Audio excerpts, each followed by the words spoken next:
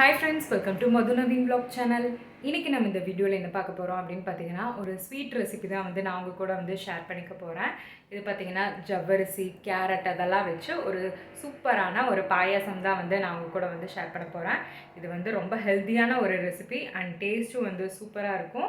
அதே மாதிரி இந்த பாயாசம் பண்ணுறதுக்கான டைமும் வந்து ரொம்பவே வந்து கம்மியானது தான். ஸோ சூப்பரான ஒரு டேஸ்டியான ஹெல்த்தியான ஒரு ஜவ்வரிசி கேரட் பாயாசம் எப்படி பண்ணுறது அப்படின்னு பார்க்கலாம்.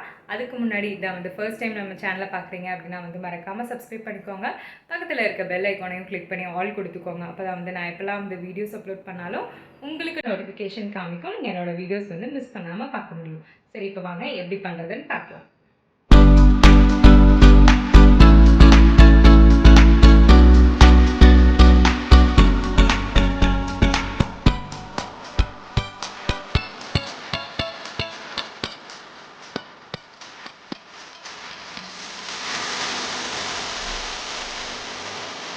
இப்போ இந்த பாயாசம் பண்ணுறதுக்கு நான் ஃபஸ்ட்டு ஒரு அரை கப் அளவுக்கு வந்து ஜவ்வரிசி வந்து எடுத்திருக்கேன். இதை எடுத்துகிட்டு ஒரு 2லேருந்து 3 தடவை வந்து நல்லா வந்து வாஷ் பண்ணிவிட்டு ஒரு 10லேருந்து 15 நிமிஷம் வந்து ஊற வச்சுக்க போகிறேன். ஸோ உங்களுக்கு வந்து ஜவ்வரிசி ஊற வைக்க வேண்டாம் அப்படின்னா நீங்கள் அப்படியே வந்து நெய்யில் வந்து லைட்டாக ஒரு 2லேருந்து 3 நிமிஷம் வந்து ஃப்ரை பண்ணிங்க அப்படின்னா நீங்கள் அப்படியே வந்து பாயாசம் வந்து ரெடி பண்ணிக்கலாம். ஸோ இப்போ நான் வந்து ஊற வச்சுட்டேன். அதுக்கப்புறம் ஒரு பெரிய சைஸ் அளவுக்கு வந்து நான் கேரட் வந்து எடுத்து அதை நல்லா வந்து துருவிட்டேன். ஸோ நல்லா ஒரு கப் அளவுக்கு வந்து கேரட் வர மாதிரி வந்து துருவி வச்சுருக்கேன். இப்போ ஒரு பேனில் கொஞ்சமாக வந்து நெய் விட்டுட்டேன். ஸோ நெய் விட்டு அந்த நெய் ஃபுல்லாக நல்லா வந்து மெல்ட் ஆகிற வரைக்கும் விட்டுட்டு நம்ம இப்போ துருவி வச்சுருக்கோம் இல்லையா கேரட்டு, ஸோ அதையும் வந்து அந்த பேனில் போட்டு நல்லா வந்து ஃப்ரை பண்ணி எடுத்துக்க போகிறேன். ஸோ இதை வந்து ரொம்பலாம் வந்து ஃப்ரை பண்ணக்கூடாது. ஒரு 2லேருந்து 3 நிமிஷம் அதோடய கேரட்டோட ஸ்மெல் பச்சை வாசம் போய் அந்த ஸ்மெல் வந்து நல்லா வந்து வரும். ஸோ அது வரைக்கும் வந்து வதக்கினா போதும். ஸோ இந்த மாதிரி நெய்யில் வந்து நம்ம வதக்கி அதை வந்து சேர்த்திக்கும் போது அதோடய டேஸ்ட்டும் சரி அதே மாதிரி ஸ்மெல்லும் சரி சூப்பராக இருக்கும். சாப்பிட்றதுக்கே வந்து ரொம்ப நல்லாயிருக்கும் பாயாசத்தில். இப்போ பார்த்திங்கன்னா நல்லா ஸ்மெல் வந்துருச்சு, அதே மாதிரி நல்லா வந்து வதங்கிடுச்சு. இப்போ இதை தனியாக வந்து எடுத்து வச்சுக்கிறேன். இப்போ அதே பேனில் ஒரு 1/2 லிட்டர் அளவுக்கு வந்து நல்லா பால் வந்து எடுத்துக்கிறேன். பால் வந்து நல்லா கொதித்து பொங்கி வர ஸ்டேஜ் வரைக்கும் வந்து விட்டுருங்க.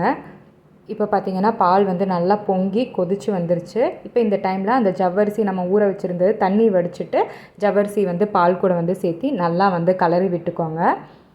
ஸோ ஜவ்வரிசி போட்டதுக்கப்புறம் அந்த பால் வந்து நல்லா வந்து கலரி விட்டுக்கோங்க. கலரி விட்டுட்டு அந்த ஜவ்வரிசி வந்து நல்லா வேகணும். ஒரு 10லேருந்து 15 நிமிஷம் வரைக்கும் அதை வந்து அப்படியே வந்து விட்டுருங்க. ஸோ அப்போ தான் அந்த ஜவ்வரிசி வந்து நல்லா வந்து வெந்து வரும். இப்போ பார்த்திங்கன்னா ஜவ்வரிசிலாம் வந்து நல்லா வந்து வெந்துருச்சு ஓரளவுக்கு. இப்போ இந்த ஸ்டேஜில் நம்ம துருவி வச்சுருக்கோம் இல்லையா நெய்யில் வறுத்த அந்த கேரட்டையும் வந்து இது கூட வந்து சேர்த்திக்கோங்க. ஸோ அதையும் கேரட்டையும் வந்து சேர்த்தி நல்லா வந்து மிக்ஸ் பண்ணி விடுங்க. இந்த கேரட்டுமே வந்து நம்ம ஆல்ரெடி வந்து வதக்கிட்டோம், இருந்தாலும் இதுலேயும் வந்து நல்லா வேகணும். அதனால் ஒரு 5 நிமிஷம் வந்து கேரட்டையும் ஜவ்வரிசியும் வந்து அப்படியே வந்து விட்டுருங்க. இப்போ கேரட்டு ஜவ்வரிசி இதெல்லாமே வந்து ஓரளவுக்கு நல்லா வெந்திருக்கும். இந்த டைமில் 1 டேபிள் ஸ்பூன் அளவுக்கு வந்து நான் ரவை இருக்குது இல்லையா, ஸோ அதை வந்து ஆட் பண்ணிக்கிறேன்.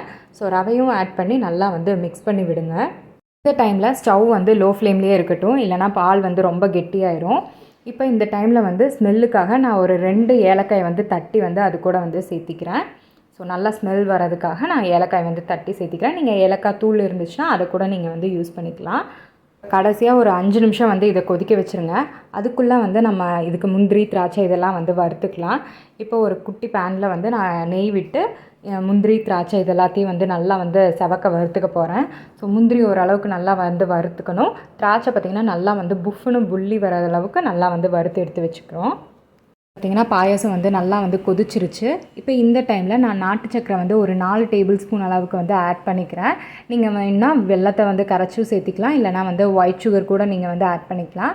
ஸோ ஒயிட் சுகர் சேர்த்துனீங்க அப்படின்னா வந்து உங்களுக்கு பாயாசத்தோட கலர் வந்து நல்லா ஒயிட்டாகவே இருக்கும். நான் இன்றைக்கி வந்து நாட்டு சக்கரை சேர்த்திருக்கங்காட்டி எனக்கு வந்து இது ப்ரௌன் கலரில் வந்து பாயாசம் வந்து கிடைக்கும். நீங்கள் வந்து வெல்லம் வேணா கூட வந்து ஆட் பண்ணிக்கலாம், அது உங்களோட இஷ்டம்.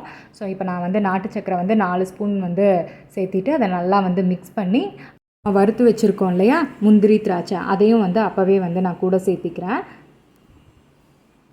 மறுபடியும் நல்லா வந்து கலக்கி விட்டு அந்த சர்க்கரை அந்த முந்திரி திராட்சை எல்லாம் நல்லா வந்து மிக்ஸ் ஆனதுக்கப்புறமா ஒரு நிமிஷம் வந்து ஸ்டவ்வில் விட்டு ஆஃப் பண்ணிட்டீங்கன்னா ஒரு சூப்பரான கேரட் ஜவ்வரிசி பாயாசம் வந்து ரெடி ஆயிடுச்சு. இதை நீங்கள் வந்து அப்போவே வேணாலும் சூடாக வந்து குடிக்கலாம், அப்படி இல்லைனா வந்து ஃப்ரீசரில் வச்சு சில்லுன்னு நீங்கள் வந்து குடிக்கலாம். டேஸ்ட்டு பார்த்திங்கன்னா சூப்பராக இருக்கும். கண்டிப்பாக வந்து ட்ரை பண்ணி பார்த்துட்டு எப்படி இருக்குது அப்படிங்கிறத கமெண்ட் செக்ஷனில் வந்து கமெண்ட் பண்ணுங்கள். தேங்க்யூ. தேங்க்ஸ் ஃபார் வாட்சிங் திஸ் வீடியோ. பாய்.